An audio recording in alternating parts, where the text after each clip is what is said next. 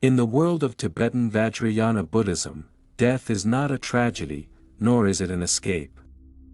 It is a rare and sacred opportunity, perhaps the only moment when the boundaries between this world and the next become soft, thin, and passable. For the ordinary person, death arrives like a thief, sudden, confusing, often feared. But for those trained in a secretive and mystical practice known as Powa, death is something else entirely.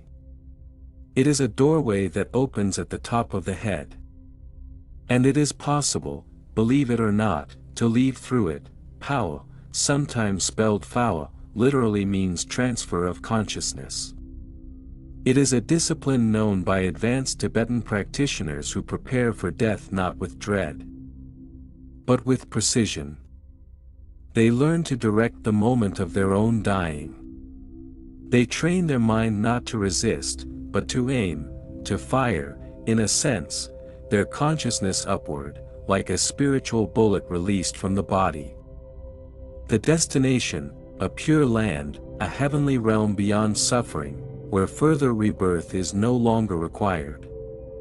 It is said that some of these practitioners actually succeed. And when they do, strange and eerie things sometimes happen to their bodies. According to tradition, the sign of success in Powa is astonishing. A small hole may appear at the very top of the skull, right where the crown chakra lies. In some cases, a small drop of blood or clear fluid is seen at this precise location. In others, the area remains tender or visibly indented. This is not the result of trauma or disease. It is said to be the mark of conscious ejection, the moment when a trained mind shot itself free from the cycle of samsara. In older times, the skull of the deceased might be examined days later.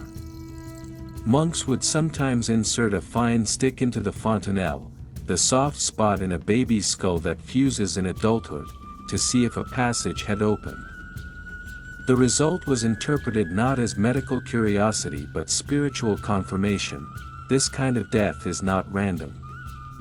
It does not happen by accident or through desire alone. It requires training, visualization, mantra, and absolute mental stability. A practitioner of Powa begins years, sometimes decades, before death. They meditate on the subtle channels of the body, especially the central channel that runs from the base of the spine to the crown. They visualize their consciousness as a ball of light, sometimes as a syllable, a flame, or even a small figure of a deity, rising up this channel during meditation, especially at the moment of death. Over and over again, they rehearse this final act, consciousness rising, piercing the crown, and being offered to a pure land. The pure land most commonly chosen is Eject, the blissful realm of Amitabha Buddha, where the conditions are perfect for attaining enlightenment. It is a kind of celestial sanctuary where one continues the path without suffering, distraction, or error. To die and reach Eject is, for many Tibetan Buddhists, the ultimate success, a direct route out of the endless cycle of rebirth and into clarity itself. There are even rituals of Powa performed for the dead, not only the dying. In special cases, experienced lamas will attempt to perform the consciousness transference on behalf of someone who has already passed away. If the practitioner is strong and the deceased receptive, it is believed that consciousness can still be transferred to a better rebirth or a pure land. The window of opportunity is short, traditionally within 49 days of death, according to the Tibetan Book of the Dead, but it is considered possible. There are stories, centuries old, of vultures refusing to eat a corpse after Powa was successfully performed, interpreted as a sign the body had been fully vacated and purified. Skeptics, of course, raise eyebrows.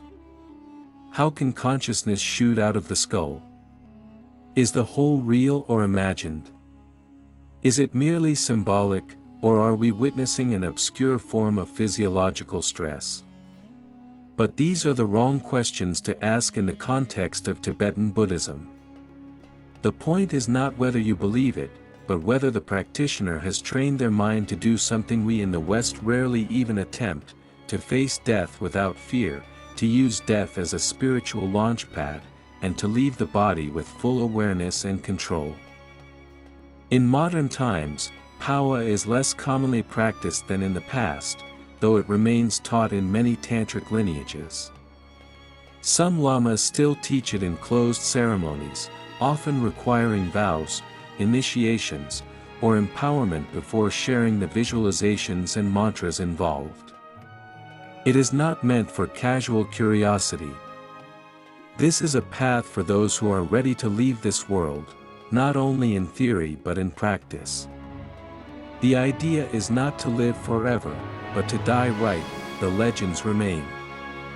Stories of lamas who died sitting upright, their bodies remaining warm for days. Stories of blood trickling from the crown, of children being born with small impressions in their skulls as if marked by a past life of training. There is a famous tale of a master who told his disciples to gather on a specific day and watch. At the appointed time, he sat in meditation, smiled, and died.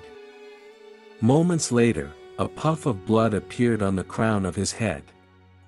The room filled with the scent of flowers.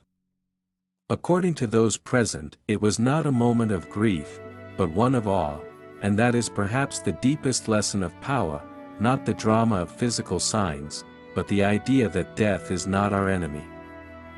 That death can be entered, not like a collapse, but like a leap. That a lifetime of meditation, discipline, and preparation is not wasted when it ends, but culminates at the most crucial moment of all, the last breath, the last thought. The final direction of the mind, to the practitioner of Powa, the skull is not a prison. It is a gate. And the crown is not just the top of the head, it is the exit point for the soul.